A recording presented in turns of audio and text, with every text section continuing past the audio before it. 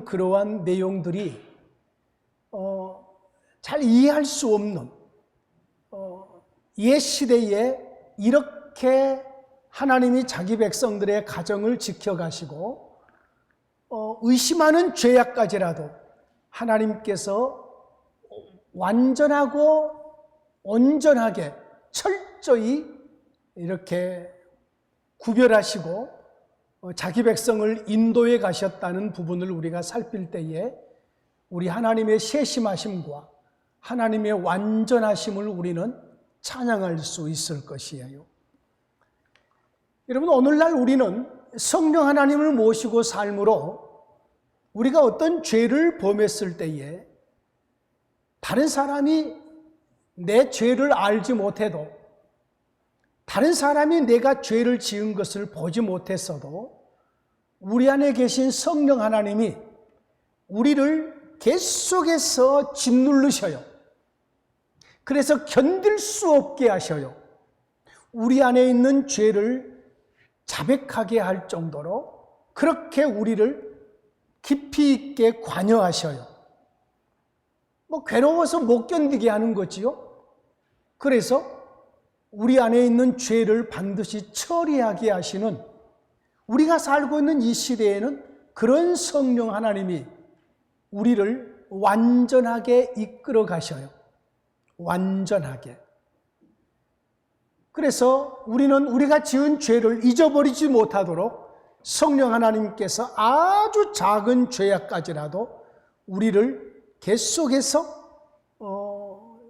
우리를 만지시고 우리의 죄를 기억나게 하시고, 이렇게 함으로 우리의 관계성, 사람과의 관계성, 하나님과의 관계성들을 온전하게 이끌어 가셔요. 자, 오늘 우리의 본문은 아마 구약 성경을 읽으면서 이런 내용이 있었구나 라고 아주 가물가물하게 기억했던 그러한 내용들이기도 할 것이, 어떤 분들은 이런 내용은 나 처음 읽어보는데, 그런 부분일 것이에요. 어떤 남편과 아내가 결혼을 했어요. 결혼을 했는데 남편과 아내의 사랑이 깊어야 되고 서로를 온전히 신뢰해야 되고 온전히 믿어야 되는데, 남편이 볼 때에 아내가 임신을 한 것 같아요. 그런데 저 애가 내 애기가 아닌 것처럼 느껴지는 거죠. 저 배 안에 있는 아이가 임신을 했든지 안 했든지 간에 내 아내가 요즘에 좀 수상해. 집에서 잘 안 들어오고 친구 만나려고 나간다고 나갔다가 그냥 어디 갔다 왔다 그러면 제대로 말도 못하고 막 그런단 말이에요. 그러면 이 남편이 이 아내에 대해서 의심이 생기기 시작을 해요. 혹시 나 말고 다른 남자를 만나고 있나 의심이 생길 거 아니겠어요? 그러면 둘이 조용히 해결할 수도 있는데, 그럴 정도로 남편과 아내의 신뢰, 남편과 아내의 관계성들이 아직 성숙하지 못하단 말이에요. 구약시대 때는 그래요. 아직 성숙하지 못한 그러한 관계성이에요. 아무리 부부라고 할지라도. 여러분, 예수 믿지 않는 부부들, 성령 하나님을 모시고 살아가는 부부들은 믿지 않는, 성령 하나님을 모시지 않는 부부들보다 훨씬 더 성숙하게 모든 일들을 처리해 가요.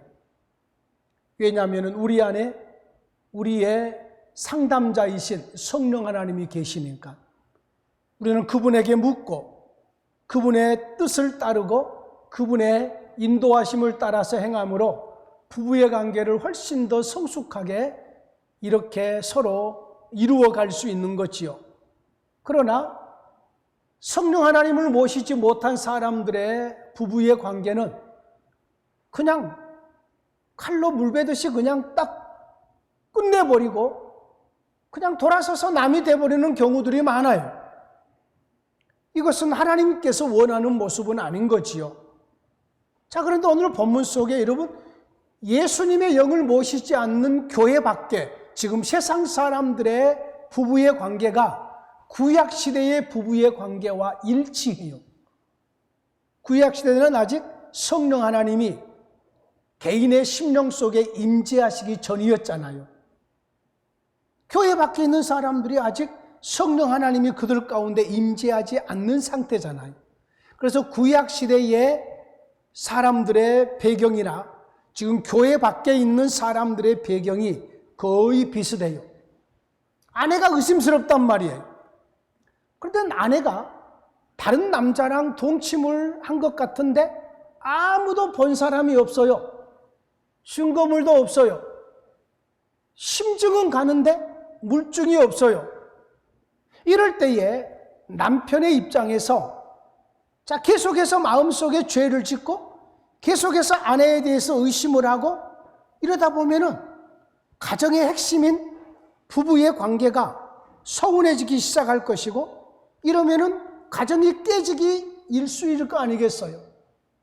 자, 하나님이 원하는 것은 자기 백성과 하나님과의 관계가 믿음 안에서 신뢰하는 관계로 서로가 교제하는 것처럼 우리 하나님이 원하는 것은 자기 백성들의 가정 안에서 남편과 아내의 관계가 하나님과 그 백성과의 관계가 신뢰 있는 것처럼 그런 관계로 살기를 원하셔요. 그 남편과 아내의 사이에 의심이라는 죄악이 들어오는 것을 원치 않으셨단 말이에요.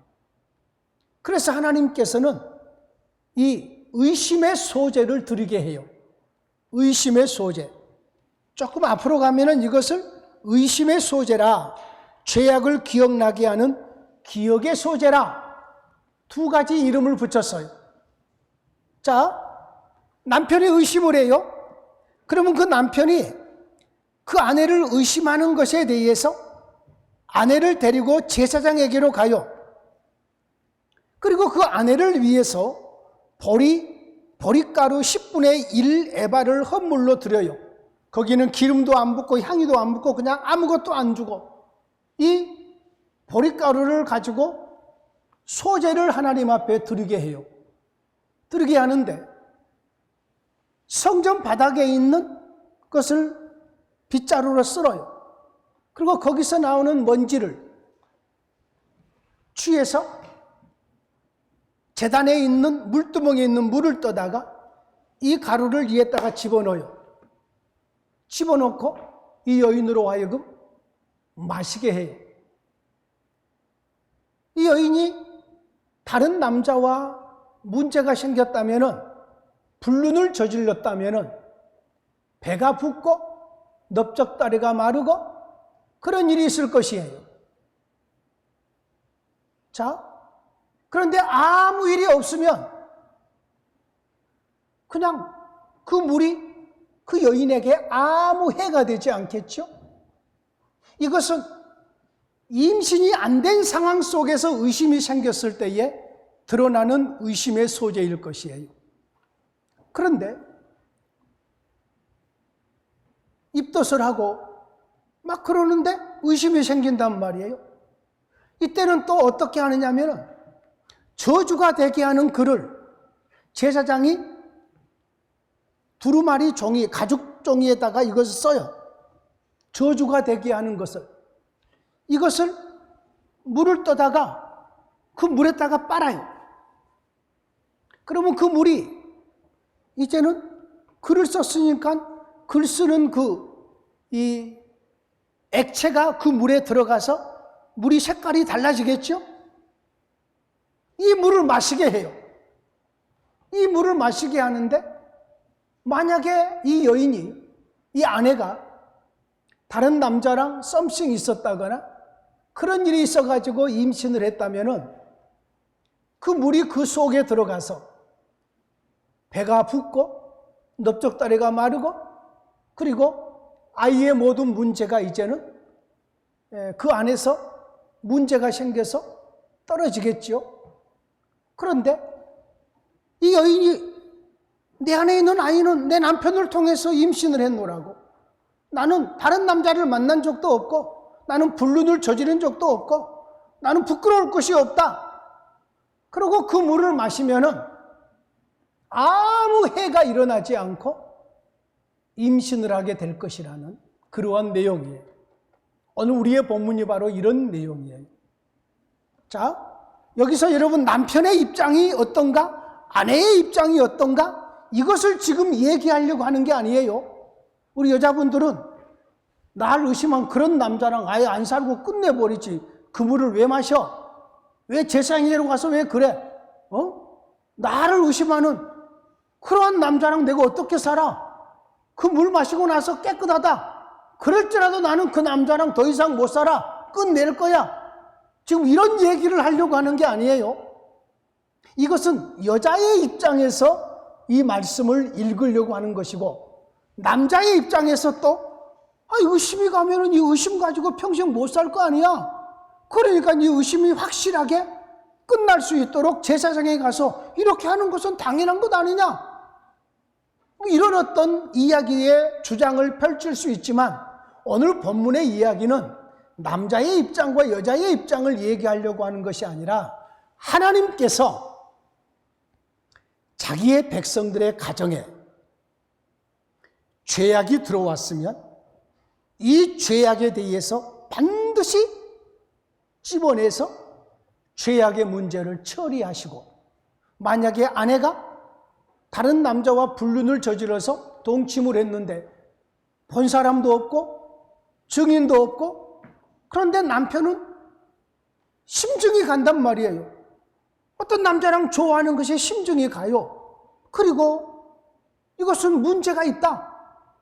그러면은 남편의 마음 속에, 그의 가정 안에 지금 죄악이 들어와 있는 거잖아요.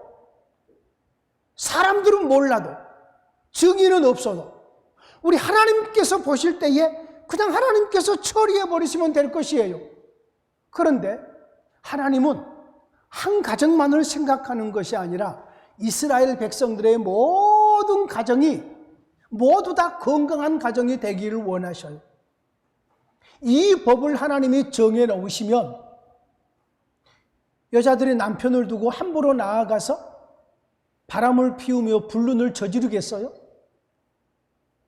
그러면은 그 저주의 물을 마셔야 되는데, 그리고 그것이 사실이라면은 배가 불러오르고 넓적다리가 마르고 백성들 앞에서 저주거리가 될 것인데, 그렇잖아요. 우리 하나님께서는 지금 경고의 법이라고도 하는 이 소재의 법, 죄를 기억나게 하는 이 소재를 자기 백성들 가운데 법으로 주세요. 법으로. 하나님이 이 법으로 주시는 하나님의 의도는 하나님의 백성들의 가정이 거룩하게 지켜지기를 원하시는 거지. 하나님의 뜻은 그것이에요. 그러면 남편은 괜찮는가? 남편은 마음대로 그냥 바람 피우고 아내를 두고 해도 괜찮는가? 아니죠. 하나님이 거기에 합당하게 또한 처리하시겠죠. 핵심은 이거예요. 하나님이 원하는 하나님의 백성들의 가정은 죄가 섞이지 않는 온전한 부부의 관계, 온전한 가정이 이루어지기를 원하시는 것이 하나님의 뜻이에요. 여러분, 어떤 가정이든지 죄악이 들어오면 그 죄악으로 인해서 그의 가정이 파탄이 나요. 파탄이. 그러면 그의 가정이 파탄이 나면 그의 부부 가운데서 태어났던 아이들은 불행해지는 거지요. 안타까운 상황이 주어지는 거지요. 우리 하나님께서는 그런 일이 없도록 하나님의 나라 안에서 하나님의 백성들의 가정들이 모두 다 건강한 가정이 세워질 수 있도록 서로 의심하지 않는 관계, 죄악이 들어와서 가정을 해치지 않는 그러한 가정, 이런 가정들이 하나님은 세워져서 하나님의 나라가 건전한 나라로, 온전한 하나님의 나라로 세워지기를 원하시는 것이 하나님 아버지의 뜻이었다고요. 여러분, 오늘 우리가 사는 이 시대에는 구약 시대처럼 하나님의 성령이 임하지 않는 시대와는 다르게 우리는 성령 하나님을 모시고 사는 시대라고 그랬어요. 그러므로 성령 하나님은 우리의 양심을 붙들고 우리를 이끌어 가셔요. 그러므로 남편은 아내에게, 아내는 남편에게 양심의 거리낌이 없는 관계로 서로를 사랑하며 살아가야 돼요. 하나님께서 부부의 관계를 그런 관계로 세워지기를 원하셔요.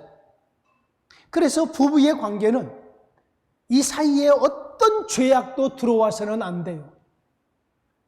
의심의 죄악이 들어오면 안 돼요. 특별히 남편이 아내를 의심한다든지 아내가 남편을 의심한다든지 이런 의심의 관계로 부부의 관계를 사는 것은 이것은 불행 중에 불행이에요.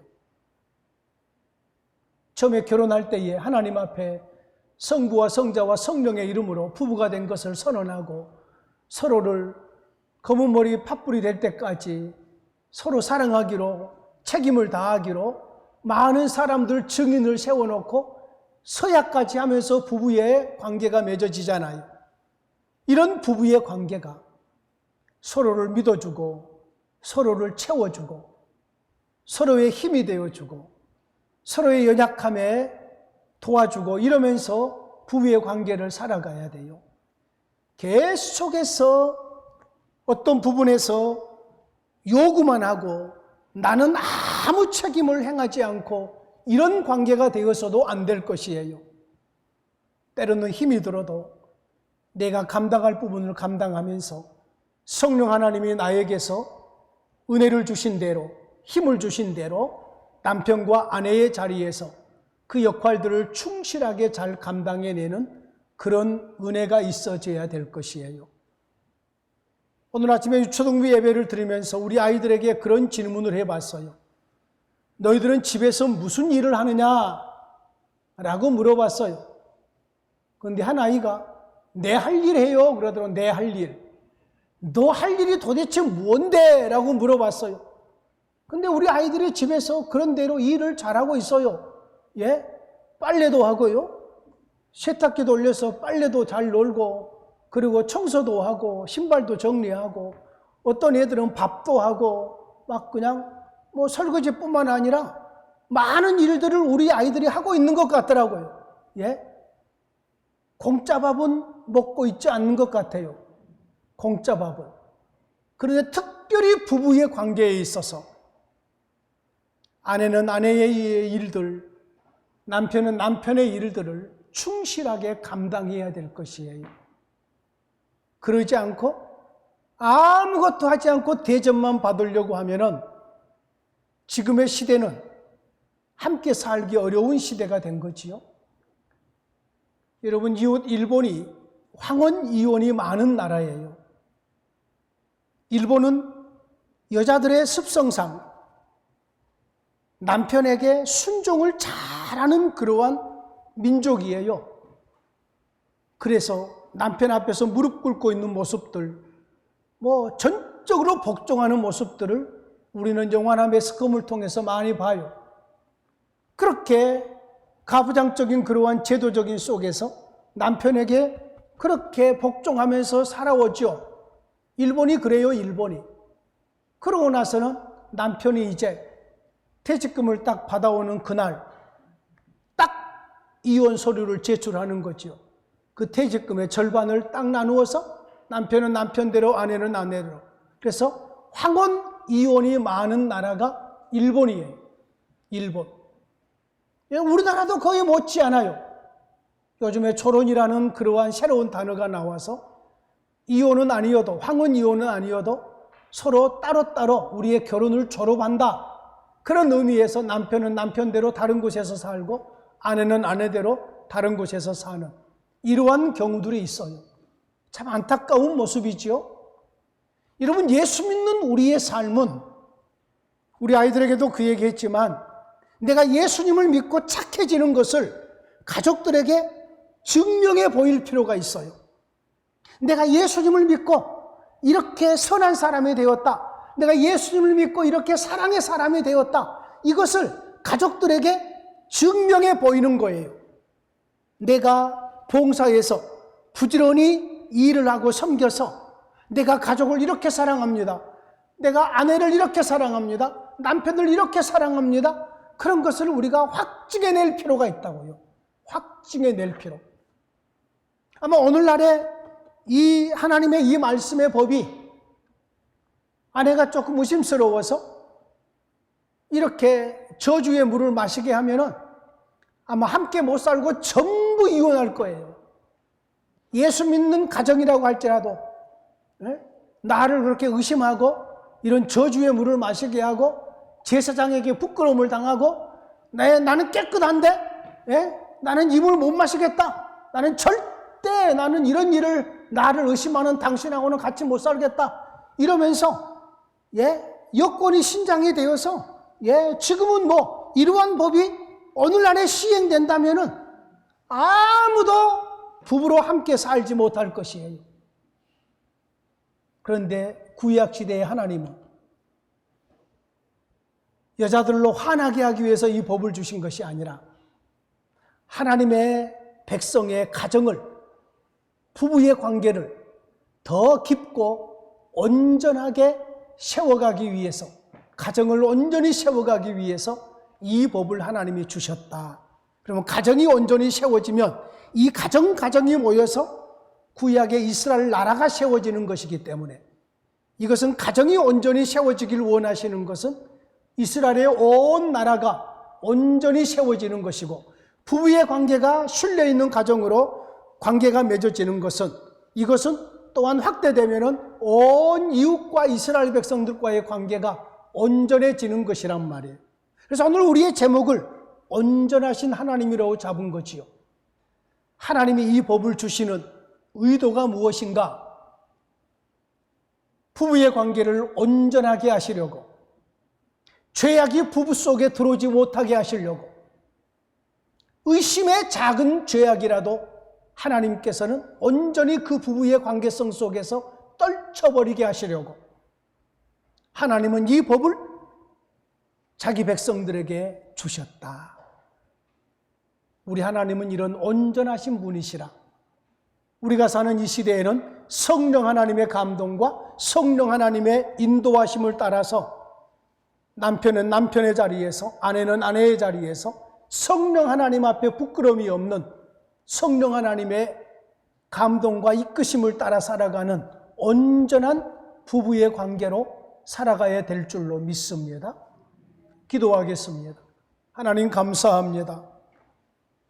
참으로 생소한 의심의 소재, 죄를 기억나게 하는 이 소재가 아내의 입장에서는 참으로 통탄할 것처럼 느껴지고, 마음을 어디에 둘지 모르는 나를 의심하는 남편이 이해가 되지 아니하고 서운한 마음이 든다고 할지라도, 이런 상황 속에서 저주의 물을 마실 수밖에 없었습니다.